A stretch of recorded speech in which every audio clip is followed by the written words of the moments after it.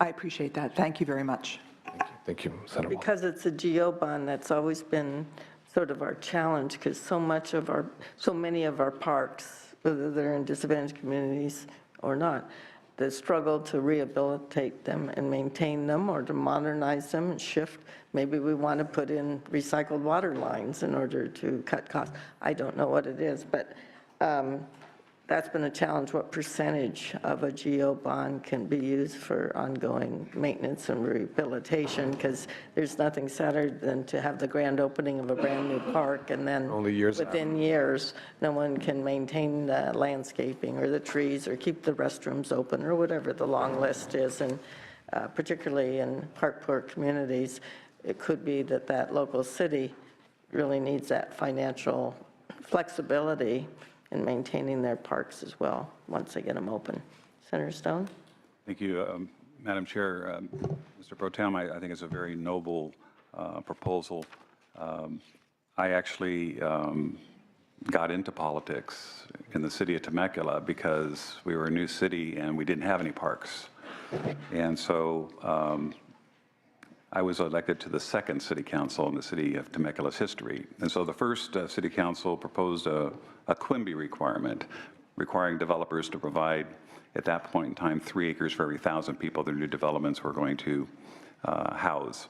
And I didn't think that that was enough. So I put on the agenda to change it to 5 acres per 1,000. And then when I got to the Board of Supervisors, 12 years later, they were at 3 acres per 1,000. We changed it to 5 acres per 1,000. So parks are very important to me. And so the concerns I have at this point in time is really timing, priority, and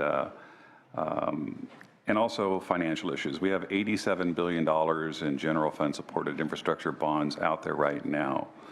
And I know that it's a challenge to maintain the parks that we have right now. I've learned that we have $2 billion in a backlog for maintenance of existing state parks, which is a concern. I think we'll also all agree that we have a governor that's pretty tough on signing bonds. It took a lot of arm bending to get him to go with the water bond. Fortunately, he did it because we have such significant water issues, especially after this past season not getting much water and seeing the severity of our drought. And then I noticed that in the funding that there's funding of 3 of 10 conservancies under the watershed protection chapter, yet the largest one, the Sierra Nevada one, is excluded, and I'm not sure why the other 6 were excluded as well. So while I'd love to support it at this time I'd like to see kind of where it goes.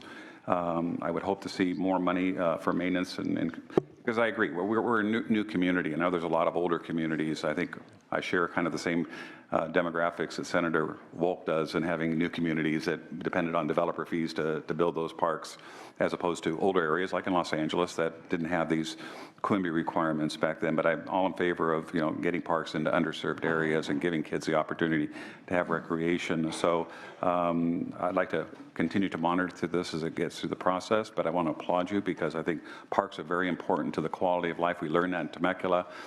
When I was elected, we had 3 parks. By the time I left, after 12 years later, we had 53 parks. Wow, that's so I'm with you in spirit on that. I'm just concerned about the prioritization with existing parks and how we're going to maintain them. No, and I appreciate it very much, Senator Stone, and I appreciate your concerns. And your concerns on the fiscal aspects are legitimate concerns, and they're real concerns. This is not child's play.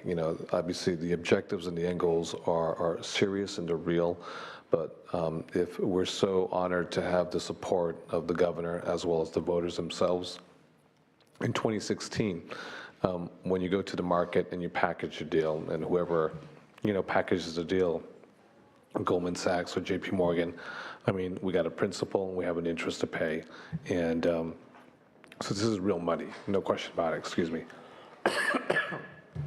This is real money, but we believe it's money well invested that will have very high returns on issues of public health, economic growth, improvement of quality of life. It's very interesting. I had the economist from Anderson School of Business, from UCLA come into my office a few months ago. And I asked them a very straightforward, simple question, which their answer was not the one I expected. I asked them, what are several key factors, variables that they believe can help stimulate the economy? We're doing quite well in the aggregate. Other parts of the state are not doing well, but what can we do to sustain our place as the 7th largest economy in the world, and especially help those areas that are disproportionately impacted by the worst economic recession? The economist from Anderson School of Business said, quality of life issues. And I said, quality of life issues? He said, parks. He says, green space. He said, streets that are dedicated for bicyclists. I didn't expect that answer from the economists at UCLA Business School of Anderson. I expected from all my friends and colleagues and supporters who are behind us here today.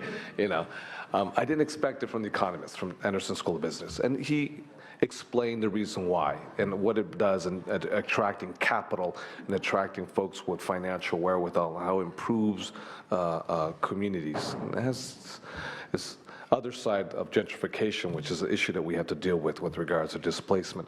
But I admire what you've just told me with your engagement on the Quimby Act, locally as a city council member of Temecula, which I've gone up to 15, beautiful city, and the number of parks that you currently have. So you know the benefits and what the positive impacts are, irrespective of political affiliation and parties.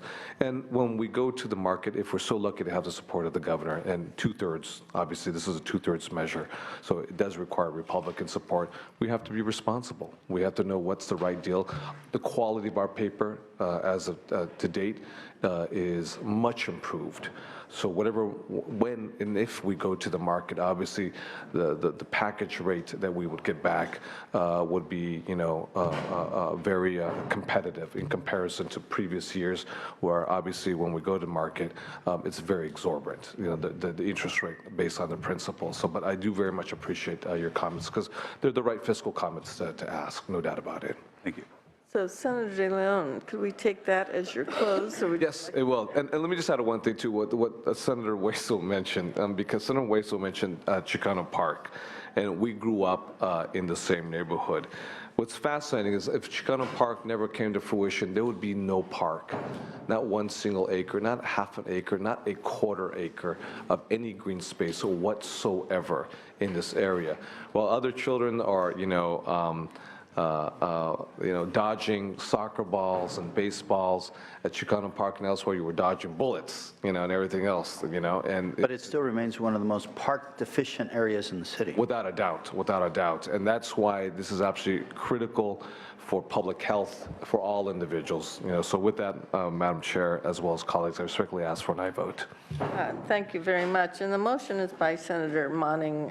It's due to been double referred to Governance and Finance. Before I call for the vote, just a shout out for all these individuals, young adults that came up from Los Angeles as part of the Mountain Recreation Conservation Authority, a subset of Santa Monica Mountains Conservancy. Wave your hands. They've been up.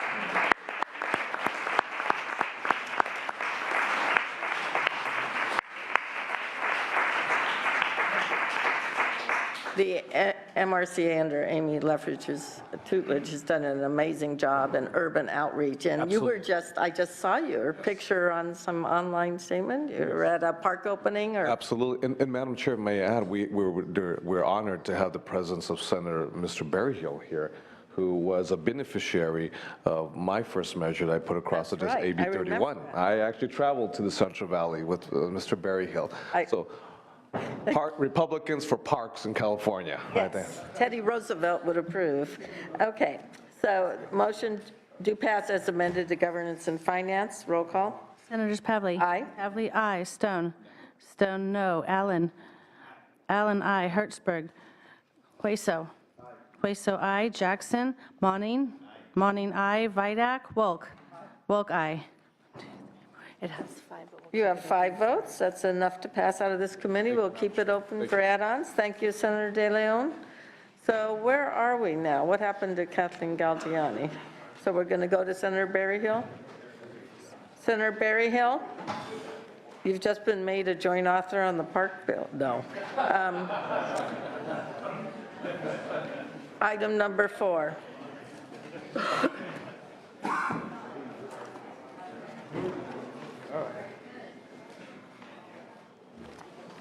We'll give them just about 1 minute to get a whole bunch of people out of the room.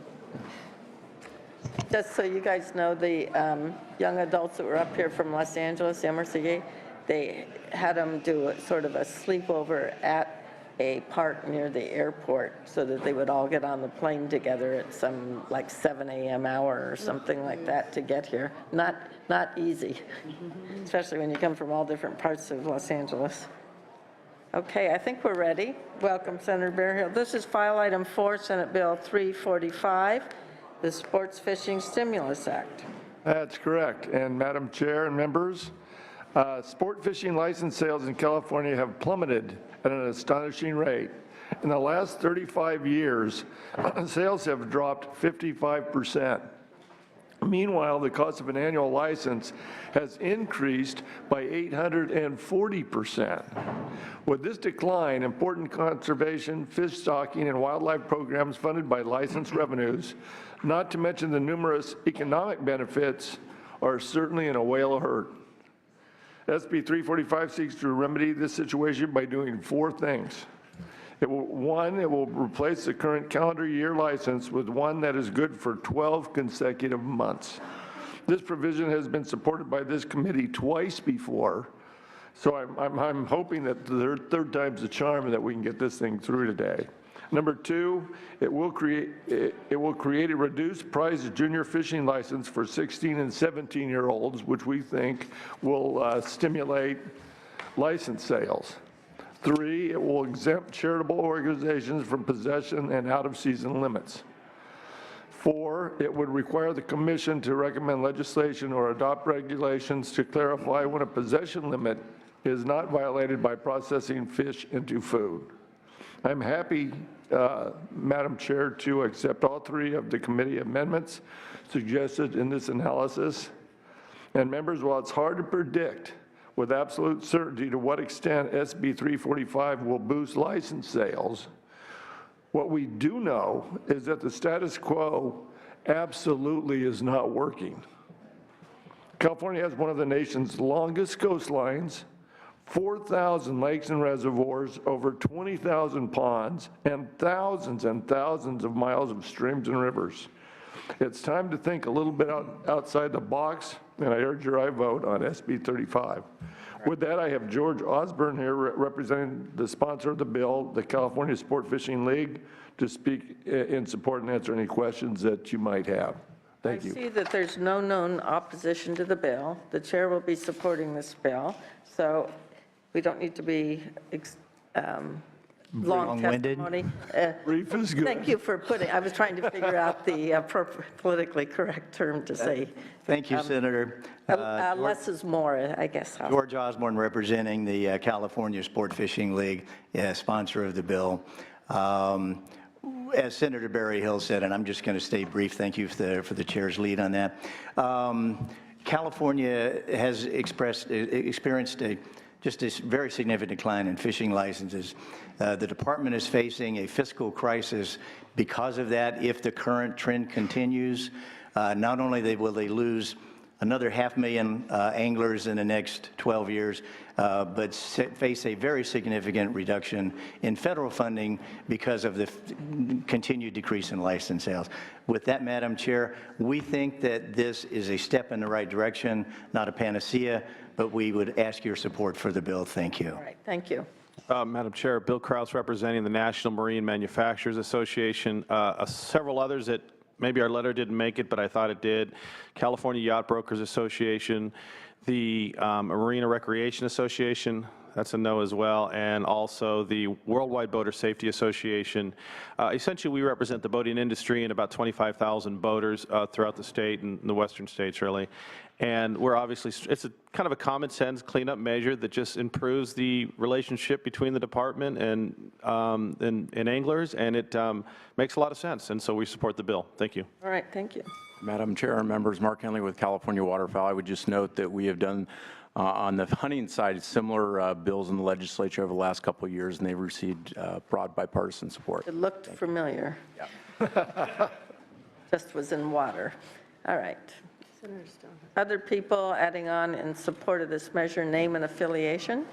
Morning, Chair and members. Ken Dworth, National Federation of Independent Business. On behalf of small businesses, we support. Thank you. Amy Magro on behalf of the California Chamber of Commerce in support. All right. Anyone else in support of this measure? Coming forward? Yes, Dan Walker, editor to the Fish Sniffer, in support of this legislation. Thank you for attending. Anyone else in support of this measure? Thank you, Madam Chairman. Marshall Pike, represent the California Parks Company. We've been providing, under a family business, fishing access for the last 35 years. We support the bill, as does the California Parks Hospitality Association, which we also represent. I Thank you. see your organizations are listed under support, so thank you very much for attending as well. Anyone opposing this measure? Questions or comments or a motion by members? Been moved by, you can work it out between you, but Senator Stone, Senator Wilk is deferring to you, so wrap it up. I would be delighted to move this, Senator Berryhill. I want to commend you for bringing this forward. I think it's going to encourage a lot of youth that maybe haven't gone into fishing, especially because of financial issues. The opportunity to go in there, I think, is going to increase tourism. And I think through volume, it's going to increase the number of licensures that you said have decreased by 55%, and that's probably in response to 840% increase in the cost. So I commend you for bringing this forward and hope it has the effects that we think it will. Thank you very much. I had just one suggestion for you. You may check with Department of Parks and Recreation. A few years ago, they switched from a calendar year to an annual pass. So if you go every July, you pick it up for a year, whether they lost a lot of money or not, because that may be part of your challenge in the Appropriations Committee, how this affects the Department of Fish and Wildlife. Absolutely. I understand the benefit to the anglers, but maybe it has the unintended consequences of dramatically reducing the funds that go to the Department of Fish and Wildlife. We'll do some research. So that maybe there's some others as well where you could show that there isn't a huge fiscal implication. All righty. Would you like to close, sir? I just asked for your aye vote. And the motion would be do pass as amended to appropriations. That was made by Senator Stone. Call the roll. Senators Pavley. Aye. Pavley, aye. Stone. Stone, aye. Allen. Hertzberg. Hueso. Jackson. Monning. Monning, aye. Vidak. Wolk. Wolk, aye. It has 4. It needs 1 more. You have 4 votes. You need 1 more, but members will return and we'll lift the call. Thank you for your presentation. Thank you, Senator. Senator Block, back again. So we're on item number 9, Senate Bill 758, atmospheric rivers, a topic that Thank you, Senator came Bell. up, and there are amendments to this bill, correct? Yes, and first of all, I'd like to accept the committee's suggested amendments on page 3 of the analysis to move the program to the Department of Water Resources. I have several pages here, but rather than, Right, since and there's there no is no opposition. known opposition, and know, if you so speak I a will long be very time, there quick. will be. No, I- You know. Probably starting with the chair.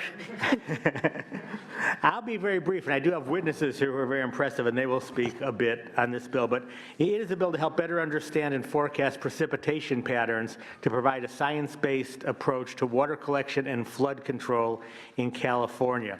In one paragraph, SB 758 requires the Department of Water Resources to research the causes and effects of atmospheric rivers, take all actions within its existing authority to capture water generated by atmospheric rivers in order to increase the supply and reliability of water resources in the state, and also require water resources to operate reservoirs in a manner that improves flood protection and reduces the unnecessary formula-based dumping of water required by the federal government, even when there is little rain in the foreseeable future. With that, I'll skip the next few pages and tell you that SB 758 has no known opposition and is supported by the Sonoma County Water Agency, the Orange County Water District, and the Bay Area Flood Protection Association. And I have some expert witnesses here to testify. Tim Anderson from Sonoma County Water Agency, Dr. Marty Ralph, Director of the Center for Western Weather and Water Extremes at UCSD Scripps Institute of Oceanography, and Mark Boucher, Bay Area Flood Protection. All righty, thank you for that. And so, go ahead. Good morning, Chair Pavley and Senators. I'm Tim Anderson. I just wanted to say that Sonoma County Water Agency solidly supports this bill. The program we have here, we believe, will improve reservoir management, increase water storage in existing reservoirs, and allow us to implement procedures to reduce flood risk. We have Lake Mendocino as a great example of how this could work. We had atmospheric river in December of 2012 added 20,000 acre-feet to Lake Mendocino. The water was released following that storm. Senator McGuire told us that the Army Corps released the water that they could have used for the summer. They were following rules they had to follow, developed in the 50s. And we believe having the technology that would be developed here could have allowed us to save that water. That would have been about 18% of the storage capacity of the lake.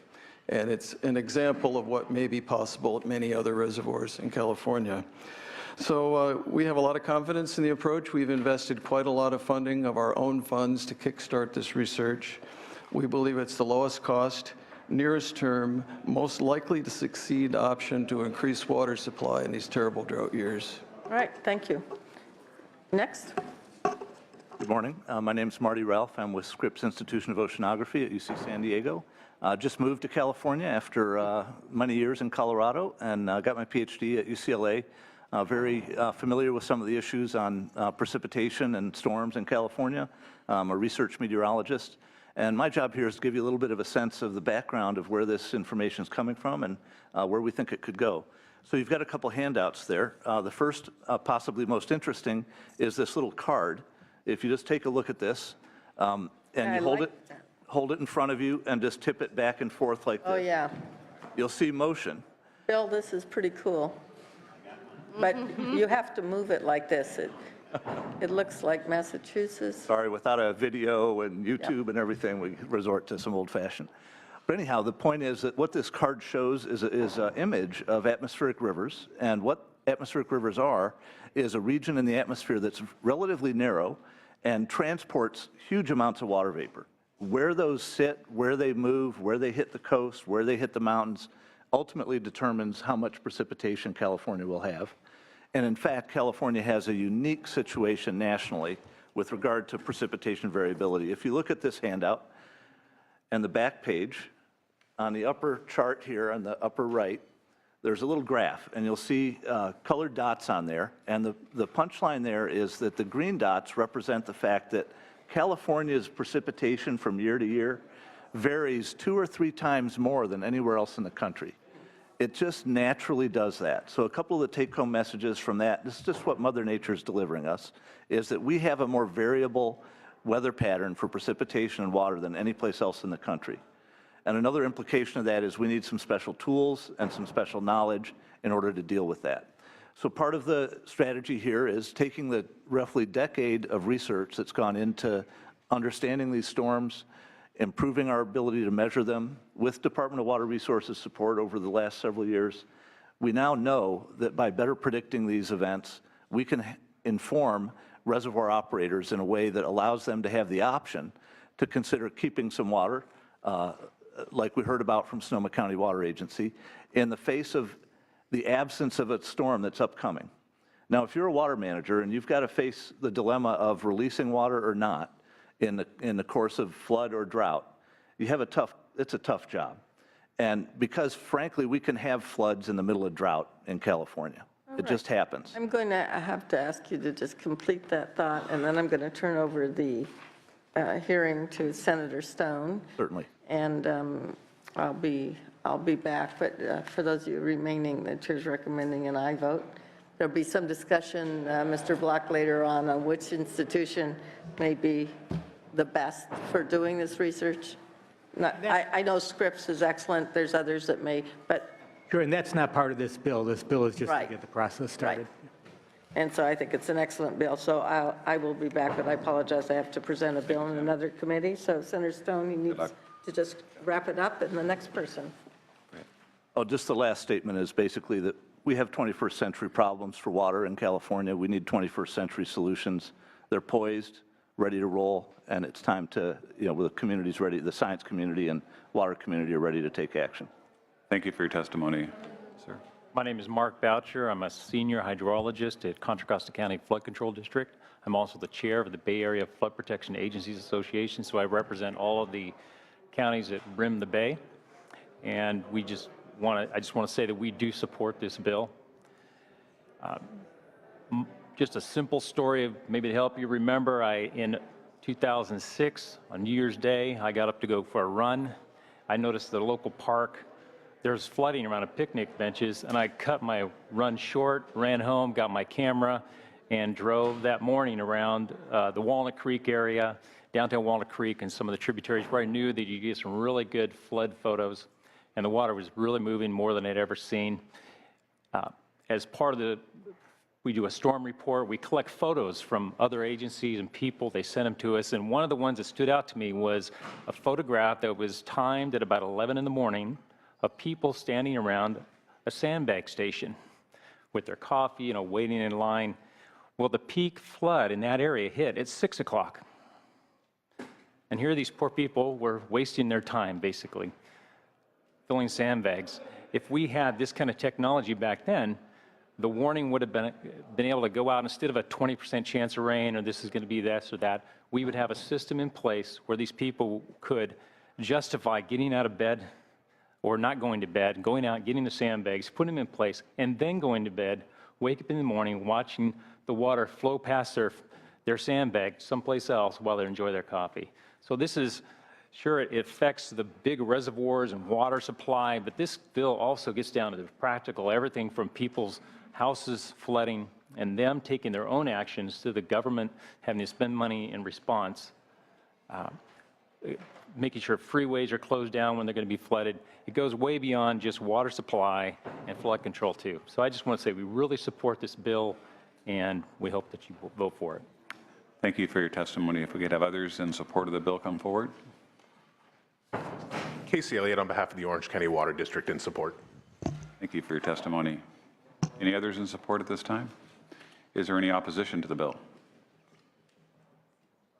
Seeing none? Mr. Chair, I'll move the bill. Senator Wolk has moved the bill. And I just have a couple of questions real quickly, if it's okay. Senator Block, I think it's a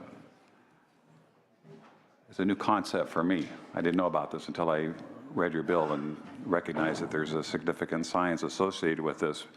And I'd like to support the bill, but what's holding me back is that there are many entities that are studying the issue as we speak, including the National Weather Service, the NOAA, National Oceanic Administration, Atmospheric Administration, and countless university studies to determine the needs and what needs to be done as far as the water management during these events.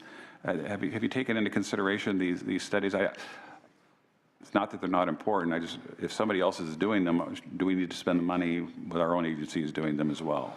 Dr. Ralph, do you want to comment on that? Yeah, there has been a lot of work gone on, and that is the basis of our recommendations and our planning, is that work has informed the science and the strategies we'd like to move forward with.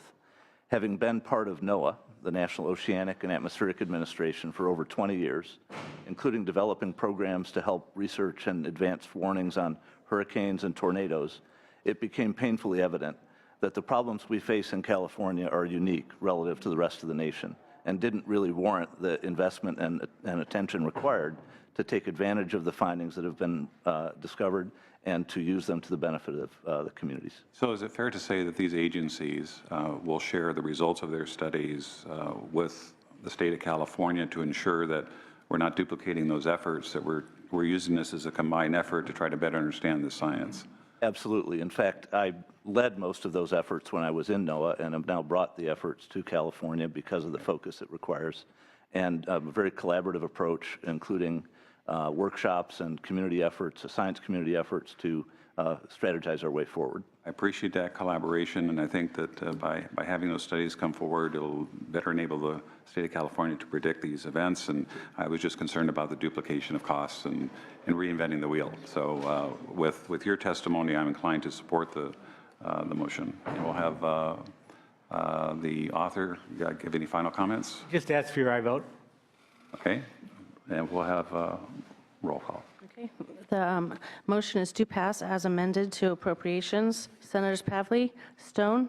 Stone, aye. Allen, Hertzberg, Hueso, Jackson, Monning, Vidak, Wolk. Wolk, aye. That has 2 votes. It needs 5, so I'll put it on call. Thank you. Appreciate it.